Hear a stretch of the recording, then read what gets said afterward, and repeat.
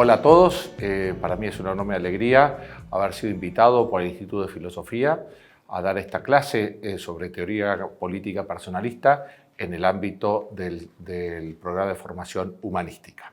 Voy a dividir la clase en dos partes, una parte introductoria, donde vamos a hablar de la importancia de las humanidades y de la filosofía en la formación universitaria, en la vida personal y en la vida social. Y me gustaría empezar con una anécdota o un hecho que a lo mejor ustedes conocen. Cuando uno va a Harvard, en el Harvard Yard, la plaza central de Harvard, cuando uno está entrando hay un arco y sobre el arco está escrito una frase que dice "Enter to grow in wisdom". Y cuando uno sale del Harvard Yard hacia la calle, del otro lado del arco, está escrito "Depart to serve better the country and the kings". Es decir, cuando uno entra a la universidad, entra para crecer en sabiduría. Y cuando sale, sale para servir mejor a su patria y a sus semejantes. Esto fue una frase que el rector Eliot quiso grabar allí y que de algún modo sintetiza buena parte de lo que es la misión de la universidad. Uno entra en la universidad para crecer en algo más que ciencia, en sabiduría.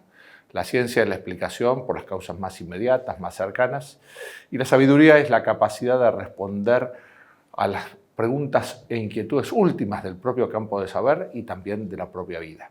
La universidad no solamente tiene que formar en la ciencia, sino que también tiene que ser capaz de formar en la sabiduría, porque formando en esa sabiduría es como se sirve mejor a la sociedad. Hace poco participaba en una reunión sobre la inteligencia artificial y había un debate entre si había que formar humanistas o ingenieros, si la sociedad necesitaba más humanistas o ingenieros.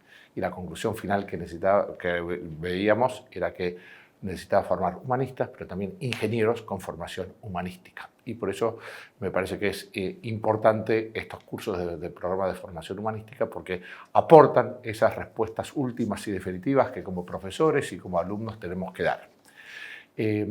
Hay un economista, tal vez el economista más importante del siglo XX, John Maynard Keynes, que decía que las ideas de los economistas y filósofos políticos, tanto cuanto son correctas como erróneas, tienen más poder de lo que comúnmente se entiende. De hecho, el mundo está dominado por ellas. Los hombres prácticos, que se creen exentos de cualquier influencia intelectual, son usualmente esclavos de algún economista difunto. Pero tarde o temprano son las ideas y no los intereses creados los que son peligrosos para bien o para mal. Miren qué interesante, un economista, alguien que de algún modo preocupado por los intereses, también con una influencia claramente de lo material, quiere decir que lo decisivo en la configuración de la vida personal y de la vida social no son tanto los intereses como las ideas, tanto para bien y para mal. Las buenas ideas, las buenas respuestas a las preguntas de fondo generan buenas prácticas, buenas políticas, y en cambio aquellas ideas equivocadas dañan tanto a la persona como a la sociedad. ¿Qué está detrás del nazismo? Sí, uno puede pensar la idea de que hay una raza superior a otras. ¿Y qué está detrás del nazismo como doctrina? Indudablemente Hegel, que dice que precisamente que lo colectivo, el ser genérico, predomina sobre lo que es el ser personal. Y así después uno puede decir positivamente qué está detrás de la democracia, qué está detrás de los derechos humanos. Precisamente una idea rica sobre la dignidad de cada una de las personas. Por lo tanto, es muy importante contar con unas buenas ideas, unas ideas verdaderas que respondan a la realidad de lo que es la persona, de lo que es la sociedad, de lo que es el Estado, para poder generar buenas políticas. Se preguntaba Chesterton, ¿es el viento el que mueve los árboles o son los árboles los que crean el viento al agitar las hojas? Y responde el sabio inglés, el viento es filosofía, religión, revolución.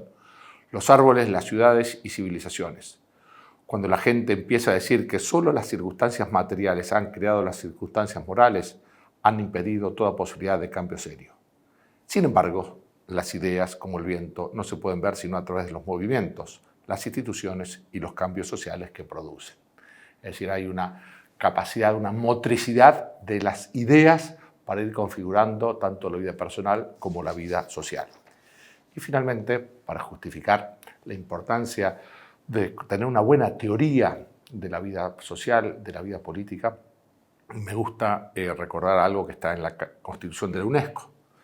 Puesto que las guerras nacen en la mente de los hombres, es en la mente de los hombres donde deben erigirse los baluartes de la paz. Coinciden todos estos autores en la importancia decisiva que las ideas, las concepciones de fondo tienen sobre la vida social, sobre la vida personal, sobre los buenos frutos que se puedan llegar a dar. Bien, habiendo, me parece, justificado en parte por qué es bueno pensar y desarrollar y proponer una teoría política personalista, quería empezar entonces a desarrollar este tema. Vamos entonces a hablar de exponer los lineamientos fundamentales de una teoría constitucional personalista. Y intenta la teoría constitucional personalista no ser una propuesta ideológica que reflexiona sobre sí misma, pero no teniendo en cuenta la realidad, ni una exposición de una verdad dogmática religiosa, sino que intenta desde la razón describir del modo más realista, más profundo, los elementos esenciales y fundamentales de lo que es la vida personal en sociedad y la vida política. Entonces vamos a partir de una realidad muy concreta. Existe una persona, existen las personas, cada una de ellas con su propio ser, cada uno de nosotros con su propio ser. Es el punto de partida.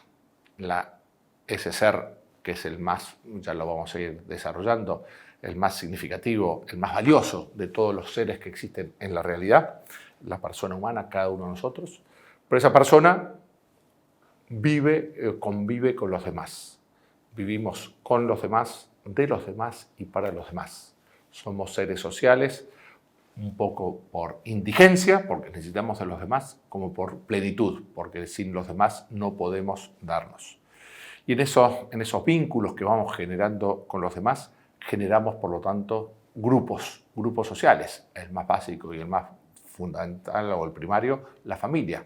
Pero después distintas instituciones, las escuelas, las universidades, las empresas, los sindicatos, los partidos políticos, las distintas agrupaciones que nosotros formamos. Entonces, de lo personal, dada la sociabilidad, se genera de modo accidental, no sustancial, los grupos sociales. Pero ese grupo social, para coexistir, necesita de la organización. No puede haber grupo social si no existe una organización. No se da ninguna coexistencia sin un mínimo de organización en cada uno de los ámbitos, familiares, educativos, deportivos, etc. Y esa organización plantea necesaria y obligatoriamente en todo tiempo y en todo lugar la necesidad del gobierno.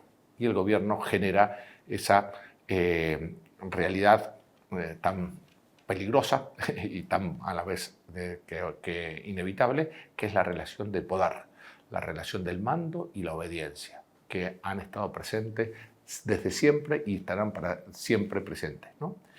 Pero ese gobierno, ese poder, ese estar de algún modo subordinado a alguna autoridad, únicamente se justifica si finalmente, a través de esa interacción con los demás, se genera un bien común, es decir, algo que satisface una necesidad humana real, tanto a nivel personal como a nivel social, que es realizado por todos y está llamado a ser gozado por todos. Por eso es común. Y cuando hablamos de la sociedad más compleja, hablamos del bien común político, que es el Estado.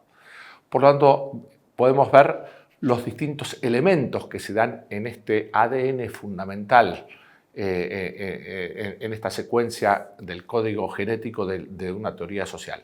Partimos de la persona humana, de la dignidad que tiene ello, y vamos a profundizar en eso, pero esa persona, siendo sustancial, tiene relaciones con los demás, necesita de esa relación, es social, decíamos, por naturaleza, tanto por indigencia como por plenitud.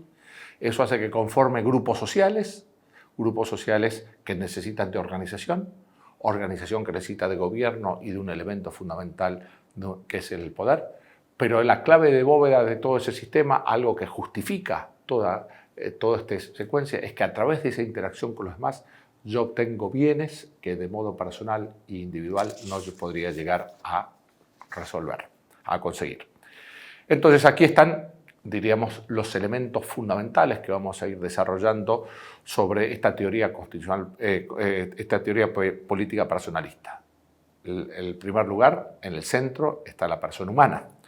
Después vamos a reflexionar sobre la sociabilidad humana, sobre los grupos sociales, sobre la organización e instituciones, sobre el gobierno y el poder y finalmente sobre el bien común. También va a haber una reflexión sobre la participación. La participación es el modo humano de trabajar con los demás. Sentirme parte de este proceso de gestación de los bienes comunes que nos permitan participar en la gestación y beneficiarnos todos de lo que conjuntamente podemos conseguir. Pues entonces decía que el punto de partida es la persona humana y su igual e inviolable dignidad. Y vamos a reflexionar un poco sobre quién es la persona humana y cómo es la persona humana. Desde el punto de vista real, podemos, me parece, decir que la persona humana es el ser más excelente que existe en toda la creación.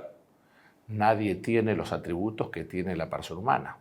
Fundamentalmente su intelectualidad, su espiritualidad, su mundo interior. El hombre, como ningún otro ser sobre la tierra, tiene la capacidad de toda la realidad incorporarla a través de su entendimiento dentro de sí, procesarla y transformar esa realidad mediante su acción cultural.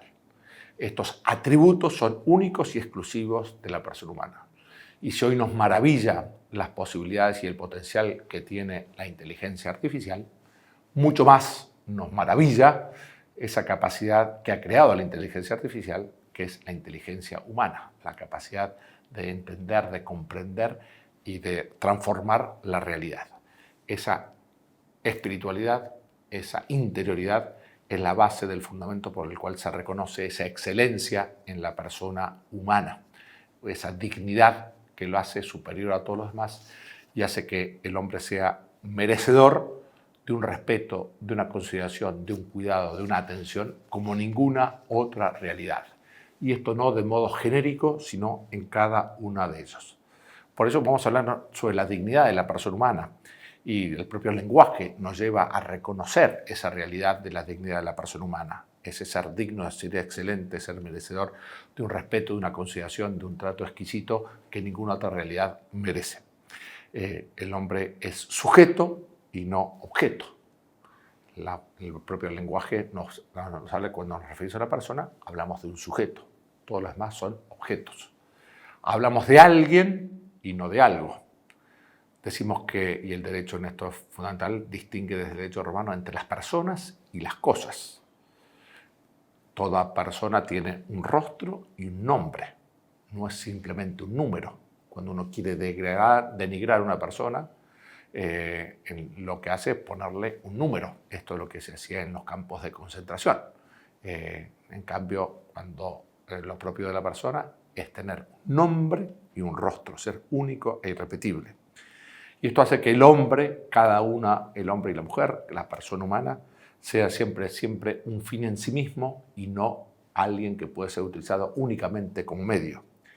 Y esto hace de las personas, en base a su dignidad, que se haya reconocido que cada una de las personas es principio, sujeto y fin de todas las instituciones sociales, de todas las instituciones humanas. Bien, esta conciencia y esta centralidad de la persona humana y de su inminente dignidad, de algún modo siempre ha estado presente en la historia humana, pero de algún modo en el siglo XX, en la segunda parte, sobre todo después de la Segunda Guerra Mundial, ha tomado como una vigencia jurídica y sociológica especialmente importante. Y por eso me gustaría ir describiendo esa progresiva toma de conciencia de esta dignidad de la persona humana que se da en la historia de la mano de algunos autores. Entonces, pensamos, uno podría remontarse al pensamiento bíblico, tal vez la apuesta más fuerte que se ha hecho sobre la dignidad de la persona humana, es decir, que cada hombre es imagen y semejanza de Dios. Pero esto, como puede ser considerado como una idea teológica, lo tomemos en cuenta, pero no voy a partir de ahí, sino que voy a partir del pensamiento griego. cuando Sófocles decía: nada hay en la creación más importante ni más valioso que el hombre, que todo hombre, que cualquier hombre. Allí estaba un reconocimiento de ese carácter valioso que tenía la persona, pero que sociológicamente era compatible con las prácticas de la esclavitud, la discriminación entre hombres y mujeres y una consideración únicamente del carácter valioso que tenían los hombres que eran ciudadanos. Por lo tanto, había como una afirmación de la dignidad, pero un menor reconocimiento práctico. Ya en el cristianismo, San León Magno, aquel que detiene a Atila cuando quiere conquistar Roma, señala: conoce, hombre, tu dignidad. Hay como un énfasis en la dignidad que tiene cada una de las personas. Va transitando en la historia y como síntesis de la edad medieval, Alfonso X en las partidas, que es un documento jurídico de principios del siglo XIV, dice: la persona del hombre es la más noble cosa del mundo. Hay un reconocimiento jurídico ya, no solamente de una idea filosófica, de una idea cultural, sino una incorporación de esto al acervo jurídico. Posteriormente, estamos ya en el Renacimiento, Pico de la Mirandola pronuncia aquel famoso discurso sobre la dignidad humana, en donde habla del enorme potencial que tiene el hombre, que a través de sus acciones puede vivir conforme a esa dignidad o puede denigrarse y convertirse en una bestia. Pero el Renacimiento es una vuelta a la conciencia de esa dignidad que tiene la persona humana. Cuando se produce el descubrimiento de América y el encuentro con los indígenas, ahí está dos famosos autores, Montesinos y Francisco de Vitoria, van a hablar, van a poner de relieve esta dignidad para esos sujetos nuevos que eran los habitantes de este continente americano. Y frente a un trato inicialmente cruel, despótico, Montesinos en 1511, pocos años después del descubrimiento de América, señala lo siguiente: decid, ¿con qué derecho y con qué justicia tenéis en tan cruel y horrible servidumbre a aquestos indios? ¿Con qué autoridad habéis hecho tan detestables guerras a estas gentes que estaban en sus tierras mansas y pacíficas, donde tan infinitas de ellas con muerte y estragos nunca oídos habéis consumidos? ¿Cómo los tenéis tan opresos y fatigados, sin darles de comer ni curarles en sus enfermedades, en que, de los excesivos trabajos que les dais, incurren y se os mueren, y por mejor decir, los matáis por sacar y adquirir oro cada día? ¿No tienen ánimas racionales? ¿No sois obligados a amarlos como a vosotros mismos? ¿Esto no entendéis? ¿Esto no sentís? ¿Cómo estáis en tanta profundidad de sueño, tan letárgico, dormidos? Diríamos, aquí aparece esta idea de la dignidad de la persona humana, que también va a ser reforzada posteriormente en 1540 por Francisco de Vitoria, ya desde Salamanca. Los indios no son seres inferiores, poseen los mismos derechos que cualquier ser humano, son dueños legítimos de sus tierras y bienes. Bien, vamos a ver que aquí hay una protección, un reconocimiento de la dignidad que tienen estas nuevas personas con las que se encontraban, pero que no va a ser universal, porque el Imperio Español, que reconocía a los indios de carácter de persona, tiempo después, por motivos más económicos, va a admitir la esclavitud dentro de su imperio, ¿no? Estamos viendo cómo progresivamente esta luz de la dignidad de la persona humana, de todo hombre y de toda mujer, va apareciendo en el horizonte de la historia. Otro hito muy importante, la Declaración de Independencia de los Estados Unidos de 1776, escrito por Jefferson. Sostenemos como autoevidentes estas verdades: que los hombres son creados iguales, que son dotados por su creador de ciertos derechos inalienables, que entre estos están la vida, la libertad y la búsqueda de la felicidad. Es interesante ver cómo Jefferson, que escribía estas cosas tan acertadas y consistía que era autoevidente la dignidad de las personas humanas y sus derechos fundamentales, él mismo, en Monticello, en una de sus estancias allí en Virginia tenía 400 esclavos. Bien, y esto uno puede decir es hipocresía. Me parece que es una ceguera parcial. Y gracias a que se afirmó esto, con esta idea y esa capacidad que tienen las ideas de ir cambiando progresivamente la realidad, tiempo después fuimos capaces, un siglo después de esto, de abolir la esclavitud en Estados Unidos y un siglo después, recién a mediados del siglo XX, abolir la discriminación racial en las escuelas. Por lo tanto, vemos que las buenas ideas tienen esa capacidad progresiva de ir transformando la realidad.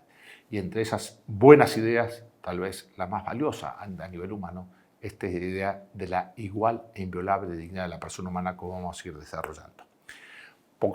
Tiempo después, la Revolución Francesa también va a afirmar que los hombres nacen y permanecen libres e iguales en derechos, consagrando también este principio general de la dignidad de la persona humana.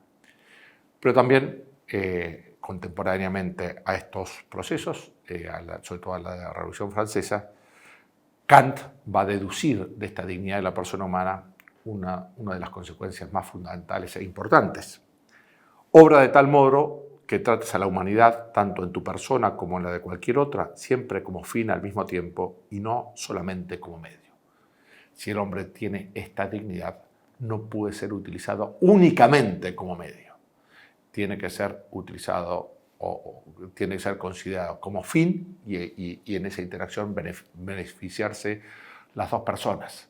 Esta no instrumentalidad de la persona humana es una consecuencia directa e inmediata, ¿no?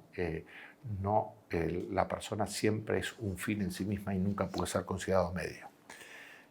Poco tiempo después, Schelling habla de que el hombre se torna más grande en la medida que se conoce a sí mismo y a la propia fuerza.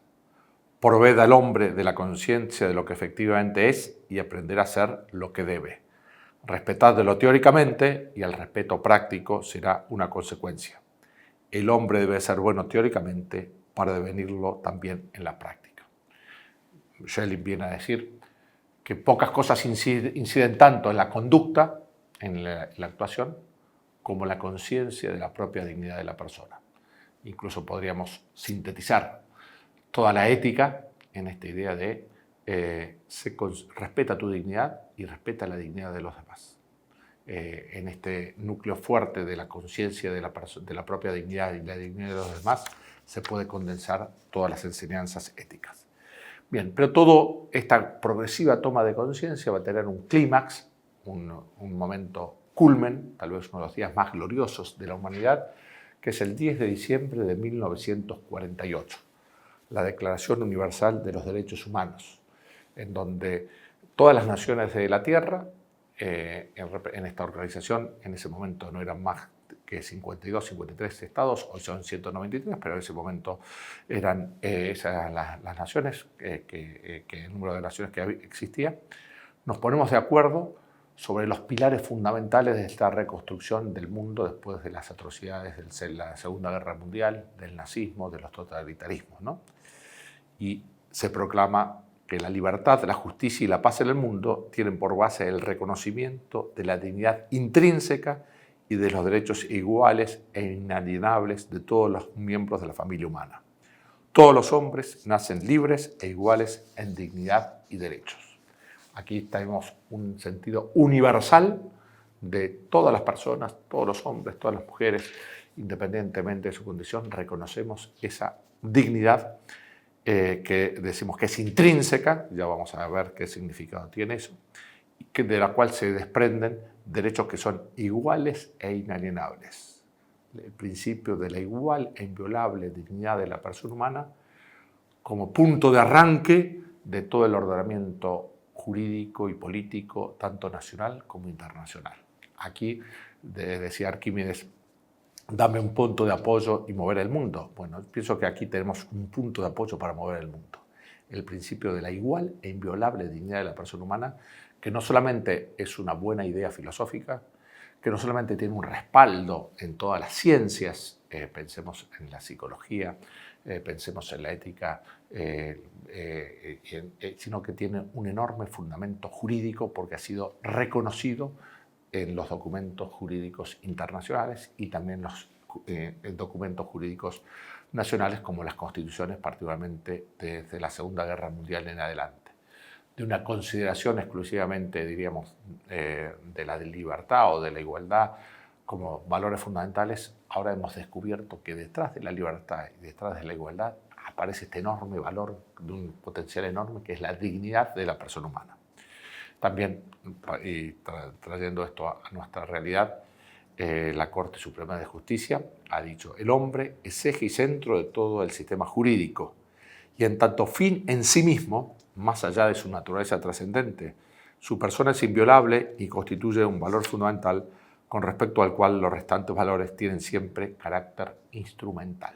Bien, en este raconto lo que hemos estado viendo es esa progresiva toma de conciencia de esta dignidad de la persona humana como eje y principio, fundamento, punto de partida de toda la organización jurídica y política, que es profundamente, por lo tanto, personalista, más allá de las enormes contradicciones que se pueden ver en la práctica. Pero de la mano de este principio de la dignidad de la persona humana hemos ido eliminando la esclavitud, la discriminación racial, hemos consagrado progresivamente la equiparación de los derechos de los hombres y mujeres, hemos establecido la democracia como una de las formas mejores de organización, hemos establecido mecanismos de cooperación internacional como parte de la organización fundamental, aun cuando tengamos una agenda muy importante por delante para vivir con coherencia y tomarnos en serio este principio de la dignidad de la persona humana. ¿Qué notas tiene la dignidad de la persona humana? Primero, es universal. Es para todos y para todas, desde el nacimiento hasta la muerte natural. Y cualquier desconocimiento, en un caso concreto, de la dignidad de la persona humana, quiebra el propio principio de universalidad y el propio principio de la dignidad de la persona humana. No hay forma de reconocer esta dignidad de la persona humana que es reconociéndola y extendiéndola a todos los seres. Es eminente, ¿por qué? Porque es el valor jurídico y político supremo. Nada hay más valioso que la persona humana. Y todos los otros medios, todos los otros fines, pensemos progreso científico, incluso el progreso tecnológico, etc., siempre deben estar subordinados al reconocimiento de la dignidad que tiene la persona humana. Y esto es un tema muy, muy importante, ¿no? Cada persona vale más que toda la humanidad en su conjunto. No es un ser genérico, sino un ser. La dignidad es un atributo de cada una de las personas. Y es intrínseca e inherente. No es otorgada desde fuera, no es que se le reconoce o se le otorga, sino que por esos atributos que tiene la persona humana es el fundamento que yo tengo que conseguir. Es originaria y sustancial. ¿Y esto qué significa? Que nunca se pierde la dignidad de la persona humana por más atroces sean los hechos que la persona haga. Hay como un 4 de la dignidad, un nivel mínimo que nunca se pierde. Es cierto que las acciones libres de las personas pueden hacer que desde ese 4 lleguemos al 10.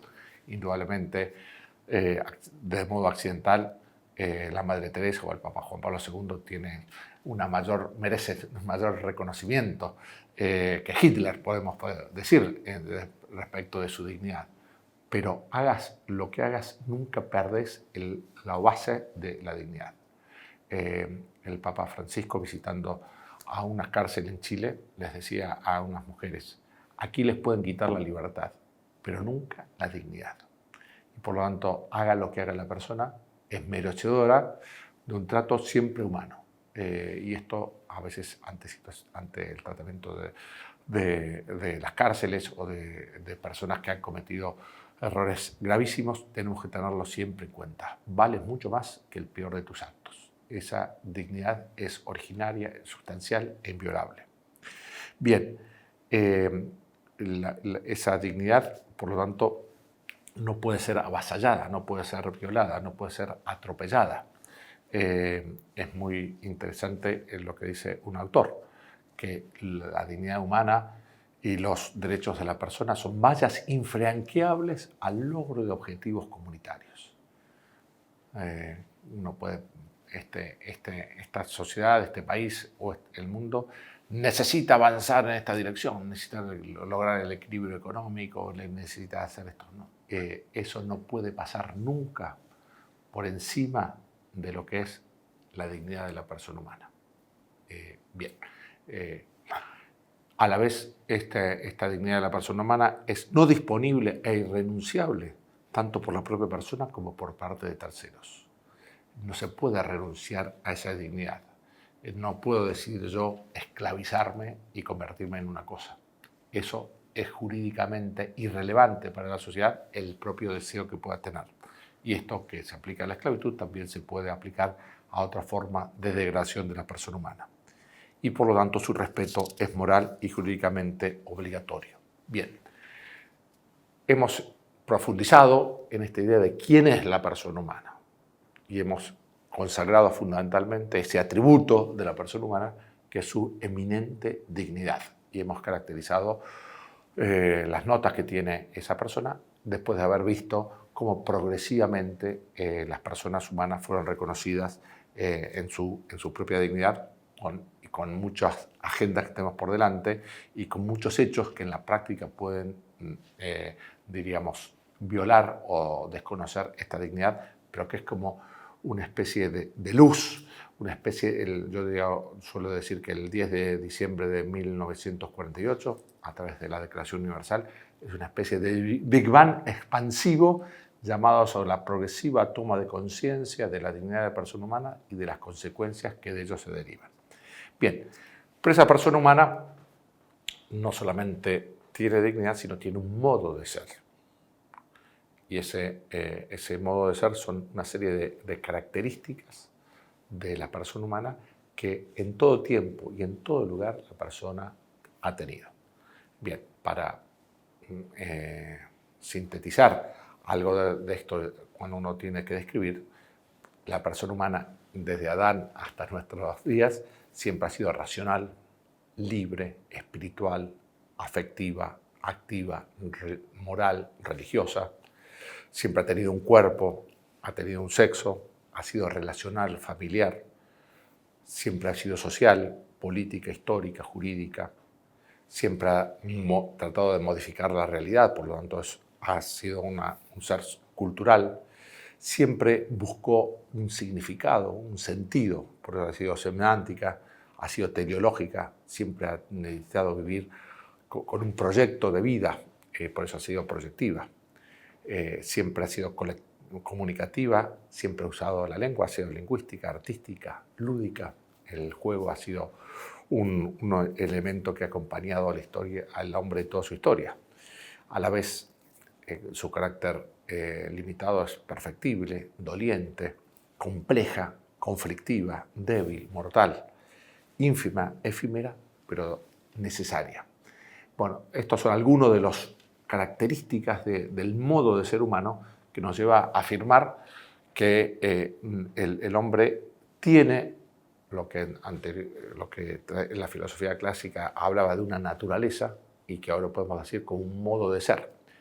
Y que así como la dignidad es el fundamento de los derechos humanos, estas características van dando contenido concreto a los derechos humanos fundamentales.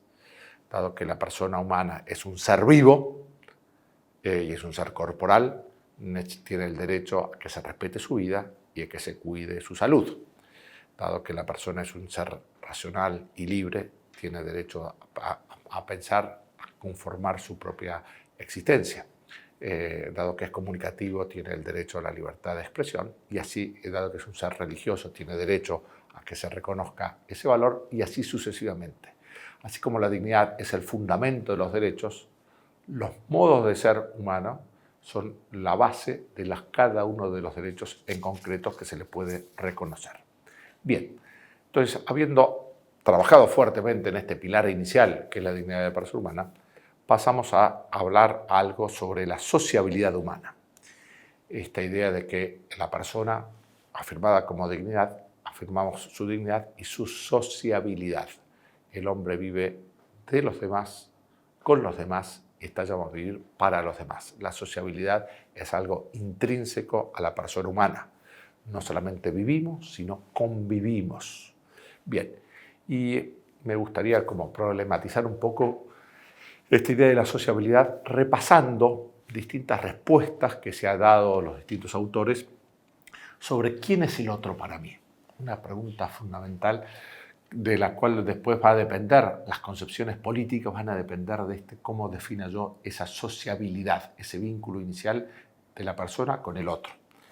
Y entonces podemos arrancar también con Aristóteles. ¿Y qué decía Aristóteles? ¿Quién es el otro para mí? Fundamentalmente mi conciudadano. Lo más interesante que yo tengo que hacer con el otro es la polis y la política como plenitud humana. Atravesando unos cuantos siglos, llegamos a Hobbes con una idea bastante distinta de lo que es el otro para mí, de lo que es la sociabilidad humana. ¿Qué dice Hobbes? El otro que es mi enemigo. Homo hominis lupus. El otro es alguien que me quiere matar y por lo tanto me tengo que defender de eso, y la forma de defenderme, de lograr eso, es la inmolación personal en el leviatán, en ese estado que garantiza que no nos matemos unos a otros. Y aquí vemos ese vínculo que existe entre la sociabilidad y la concepción política. Poco tiempo después, una visión un poco más serena, más optimista de Locke, que dice Locke, ¿quién es el otro para mí? Una cierta amenaza para mis libertades ante quien debo estar alerta y defenderme.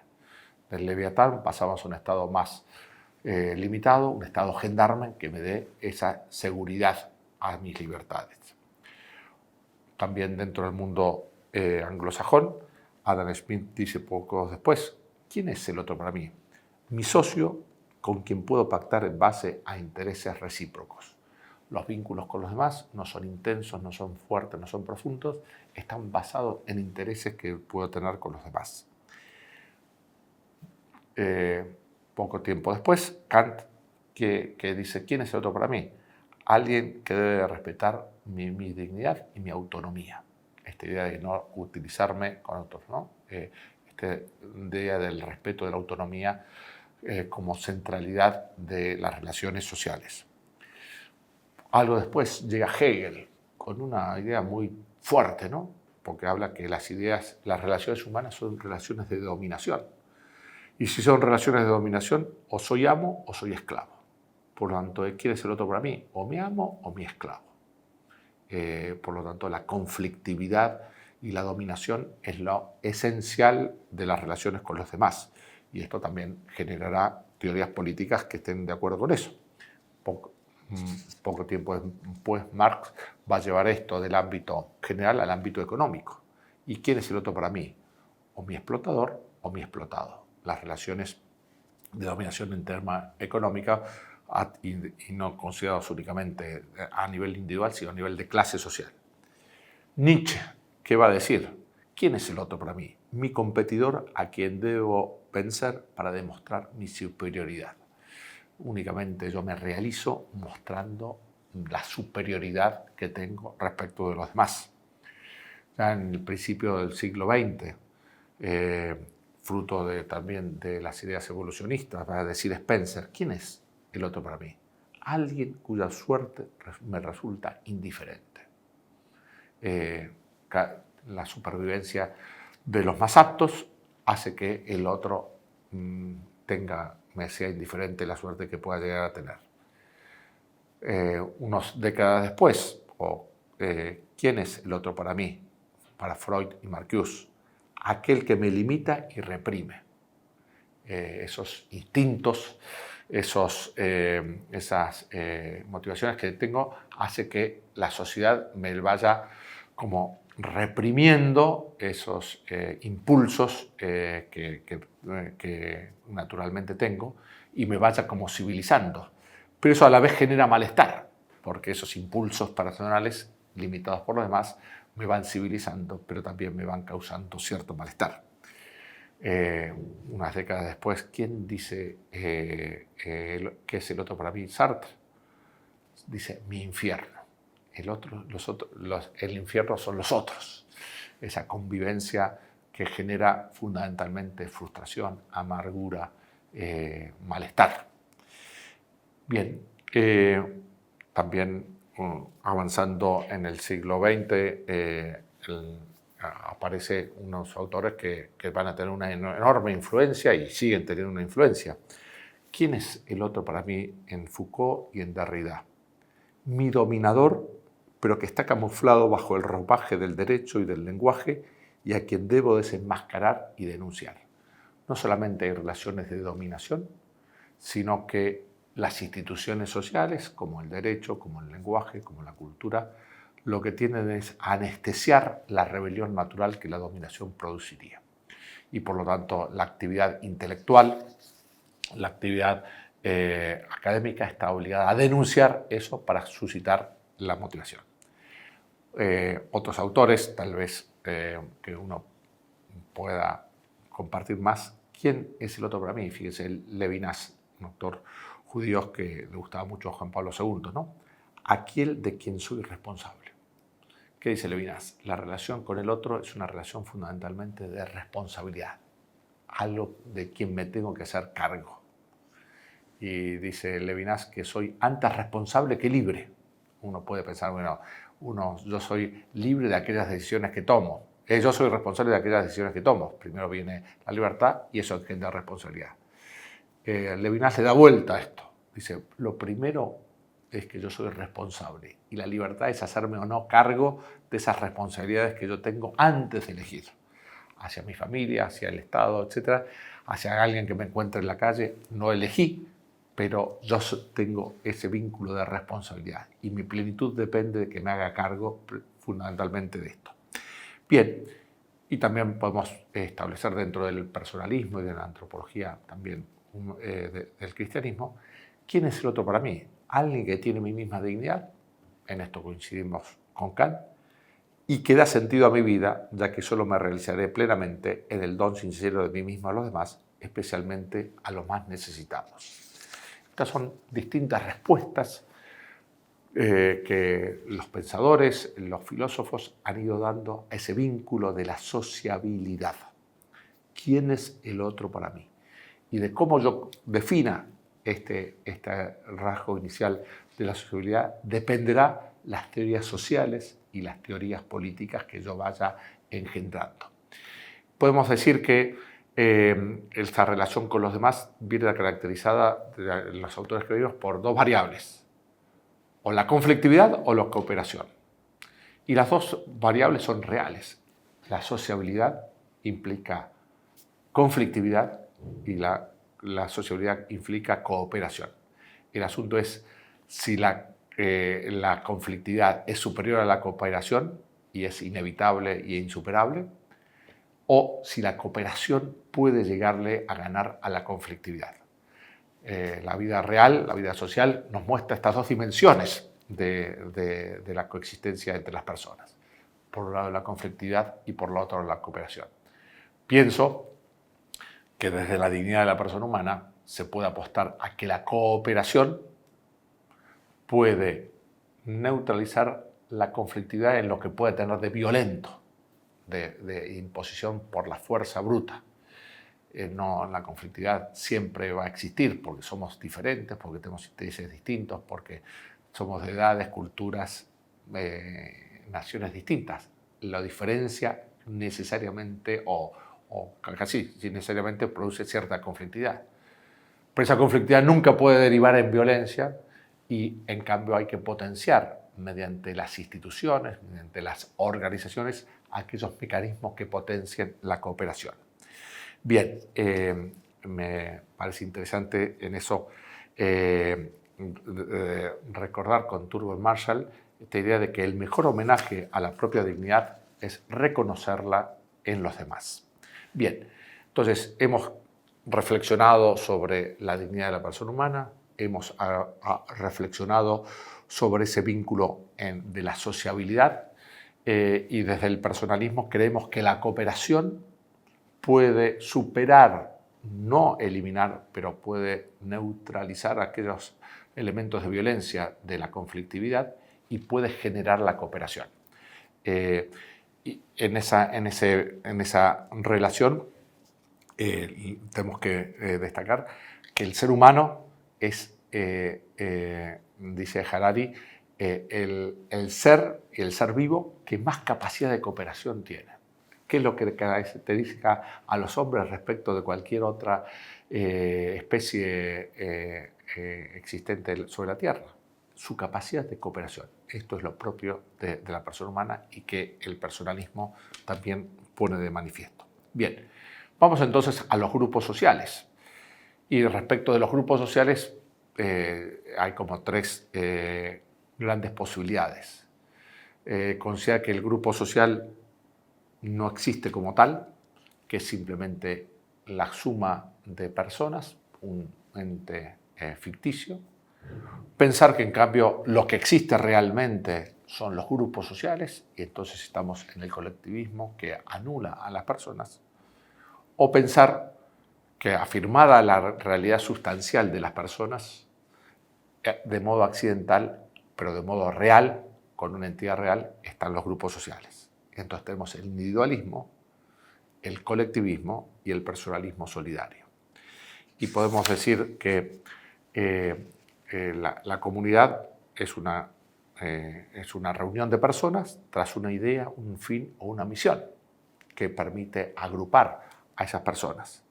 Y que las patologías de eso es una comunidad de personas sin fin, y ahí tenemos la anarquía, una comunidad de personas con fin, pero sin personas, sin considerar esa centralidad que tienen las personas, y ahí hablamos de un colectivismo. O podemos hablar de personas con fines, pero sin vínculos ni comunidad. Y ahí entonces hablamos del individualismo, ¿no? Entonces, la teoría social y política personalista, viendo o afirmando la centralidad que tienen las personas, reconoce esta importancia que los grupos sociales tienen, no como realidad sustancial, pero sí como realidad accidental necesaria e insustituible para la plenitud de la persona humana. Por lo tanto, la comunidad política no solamente es suma de individuos, sino es personas humanas y grupos sociales que integran una comunidad política. La familia, la empresa, los sindicatos, la universidad, la escuela, los grupos religiosos, las ONG, tienen una importancia significativa dentro de la teoría constitucional personalista, porque eso es lo que nos permite desarrollarnos y alcanzar la plenitud de las personas. Sin organizaciones, sin instituciones, sin grupos sociales, aislados, las personas no pueden lograr esos bienes necesarios para su vida, que son los bienes comunes. Bien, pero esos grupos sociales, para funcionar, necesitan de instituciones. Y cuando hablamos de instituciones, hablamos en sentido muy amplio de instituciones, como todos aquellos medios que facilitan la coexistencia y la cooperación entre las personas. El lenguaje es una institución, el dinero es una institución, el sistema jurídico es institución, las instituciones de gobierno son una institución, sistemas o los centros educativos también. Todo lo que facilite esa interacción pueden ser considerados en sentido amplio instituciones. Entonces, y las instituciones son los que hacen que esa cooperación sea posible. Y cuanto mejor sean las instituciones, cuanto mejor sean esos sistemas, más se da esa cooperación, y cuanto mejor sea la cooperación, mayor es la posibilidad de creación de bienes comunes. Dice Jean Monnet, uno de los pensadores de la Unión Europea, nada es posible sin las personas, nada es duradero sin las instituciones. Solo las instituciones se vuelven más sabias porque acumulan la experiencia colectiva. ¿Qué es lo que permite las instituciones? Precisamente eso, ¿no? La cooperación y el acumular y el sumar en una misma dirección los esfuerzos y aportes de cada una de las personas.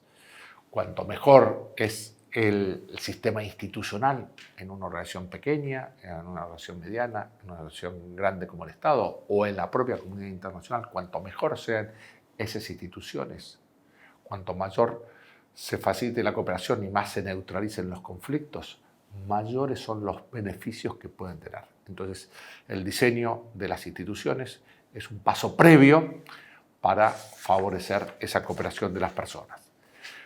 Pero decíamos que cualquier organización genera la necesidad de un gobierno.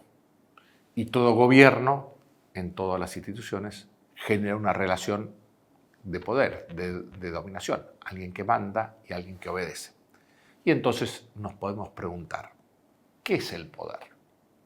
¿Un bien, un mal necesario o un mal absoluto? Los que dicen que es un bien es que precisamente porque el poder facilita la organización y la organización es lo que facilita la cooperación, puede ser considerado algo bueno. Algunos dicen, bueno, el poder, en la medida en que es un acto de dominación que limita mi libertad, es un mal necesario. Yo lo soporto porque tengo que conseguir algo, pero no es algo bueno. Lo mejor sería que no existiera. Y hay otros, como los anarquistas, que consideran que es un mal. Después de reflexionar personalmente qué postura tengo, que el poder es un bien peligroso. Con el constitucionalismo decimos que el poder es un bien, satisface una necesidad humana real de la persona y de los grupos sociales. Es un bien por eso, porque satisface una necesidad, del mismo modo que el agua o el alimento son bienes porque satisfacen necesidades reales que tienen las personas, pero es un bien peligroso. Si lo tuviese que comparar, es como la energía atómica. La energía atómica es algo bueno, produce electricidad, produce energía suficiente para proveernos también de procedimientos médicos, pero es un bien peligrosísimo porque tiende naturalmente a salir de control. Y entonces necesita de esa serie de limitaciones, de esa serie de controles para poder que produzcan los bienes que aporta a la sociedad, pero se neutralicen los riesgos que son inherentes al poder. Lord Acton decía, todo poder corrompe, tiende a corromper, todo el poder absoluto tiende a corromper absolutamente. Y entonces la necesidad de que el derecho y las otras instituciones y los otros contrapoderes vayan como limitando el poder y que el poder en todos los ámbitos, en todas las organizaciones y particularmente en las instituciones políticas, nacionales e internacionales, tiene que ser un poder limitado, subordinado al derecho, equilibrado por otros contrapoderes, no concentrado, y que reconozca siempre la centralidad que tiene la persona humana. Esta visión personalista del poder no niega los beneficios que tiene el poder, pero advierte enormemente de los riesgos que tiene. Los riesgos para las propias personas que lo ejercen y los riesgos para las propias personas que están sometidas a ese poder. Por lo tanto, el constitucionalismo es el intento de someter a reglas, procedimientos y valores y principios jurídicos este proceso político que naturalmente tiende a concentrarse y a ejercerse a veces de un modo arbitrario, ¿no? Todo poder tiene la tentación y un riesgo muy alto de ser ejercido arbitrariamente. La experiencia histórica nos muestra esto y por lo tanto la teoría constitucional personalista que pone en la persona humana, en la dignidad, considera que el poder tiene que ser controlado, limitado, como la tradición constitucional nos enseña. Bien, ahora, para que esa interacción con los demás, conformando un grupo social y para generar ese bien común, sea beneficioso para todas y cada una de las personas, hay que dar la mayor grado de participación posible de las personas en los procesos sociales y en los procesos también educativos, productivos que se puedan dar. La participación es el modo personalista de actuar con los demás. En cualquier reunión, en cualquier práctica deportiva, en cualquier fiesta, cualquier celebración, en cualquier institución, en cualquier proceso educativo o productivo, hay que lograr la máxima participación posible de las personas. La persona que no participa en un proceso junto con los demás se aliena, Lo propio de la persona es hacer que las cosas pasen, no que le pasen cosas. ¿Qué diferencia una persona de una piedra? Que precisamente la persona hace que pasen cosas y la piedra le pasan cosas. Por lo tanto, la persona cuando está con los demás, aparte de actuar individual y personalmente, en la acción que hace con los demás, en la acción social, debe lograrse la mayor participación posible, tanto en la gestación y producción de los bienes comunes como en el disfrute de los bienes comunes. La teoría social personalista, la teoría política personalista, potencia, anima a la máxima participación de las personas en los procesos sociales, en los procesos políticos, en los procesos productivos, en los procesos educativos. La participación es lo único conforme a la dignidad de la persona humana, a esta centralidad que puede tener. Por lo tanto, hacia formas democráticas, participativas, deliberativas, son preferibles desde el punto de vista de la teoría personalista a las formas autoritarias que impiden esa participación.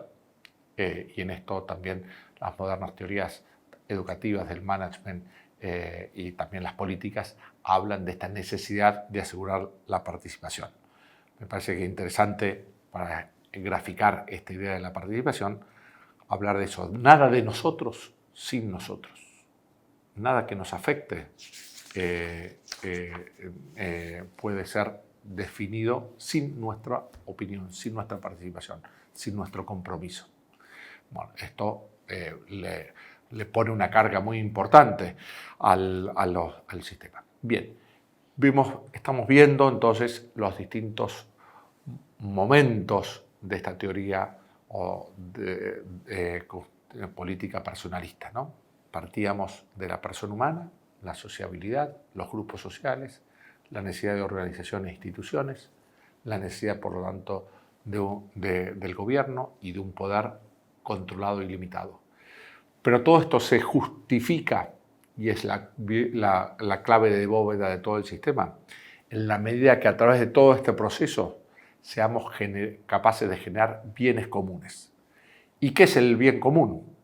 Lo vamos a definir como el conjunto de condiciones institucionales, materiales y espirituales que favorecen el normal y pleno desarrollo de la persona humana y de los grupos sociales que conforman una comunidad política.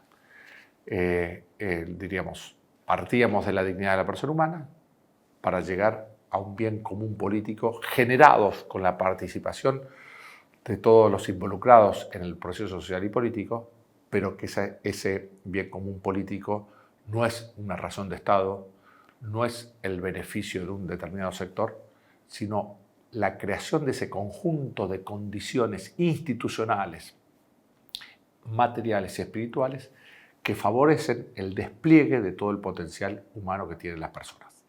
Del mismo modo que una semilla necesita y requiere de unas condiciones atmosféricas para poder prosperar, las personas humanas necesitamos esas condiciones institucionales de coexistencia pacífica, de seguridad, también materiales, alimento, vivienda, vestimenta, etc. Y espirituales, la creación de la educación, de la cultura, del trabajo, que favorezcan la plenitud personal.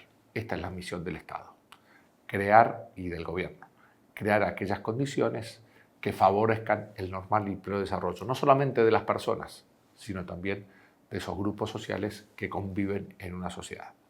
Por lo tanto, aquí tenemos esbozadas, diríamos, los elementos básicos y fundamentales de una teoría social y política personalista, que partiendo de la dignidad de cada una de las personas humanas, va como describiendo y desarrollando las distintas fases que pueda llegar a tener la acción con los demás. La sociabilidad hace que la persona necesite de los demás y esté llamada a vivir para los demás, conformando esos grupos sociales que necesitan un gobierno, que necesitan del ejercicio de una autoridad, que siempre es un riesgo que se asume, pero todo eso se justifica y legitima en la medida en que podamos llegar a conseguir bienes comunes políticos o bienes comunes de los distintos grupos sociales que tenemos que conformar. ¿Por qué trabajamos con los demás? ¿Por qué soportamos el peso de la organización? ¿Por qué nos bancamos el poder? Porque a través de esto podemos conseguir aquellos bienes que de modo individual o personal, a través de nuestra acción únicamente individual, no podríamos conseguir. Pienso que de este modo quedan esbozados y clarificados y reflexionados y concatenados los elementos esenciales de una teoría social y política personalista fundada en la dignidad de la persona humana.